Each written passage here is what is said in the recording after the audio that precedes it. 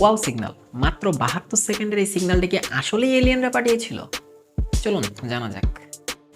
1977 সালের 15 আগস্ট অধ্যাপক জেরি আর এহমান Ohio state ইউনিভার্সিটির বিগ এয়ার রেডিও টেলিস্কোপে সিগন্যালটি ক্যাপচার করতে পারেন।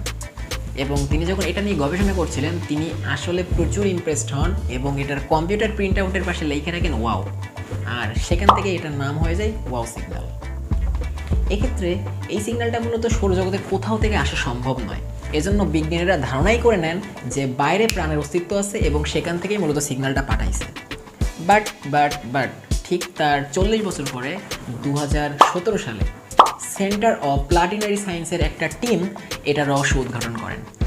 2017 সালে ঠিক সৌরজগতের একই পজিশন দিয়ে একটা ধূমকেতু পাস করতেছিল এবং ঠিক একই ধরনের সাউন্ড করে, আর এখান থেকেই বিজ্ঞানীরা বুঝতে পারেন যে সেই সাউন্ডটা আসলে ছিল একটা ধূমকেতু।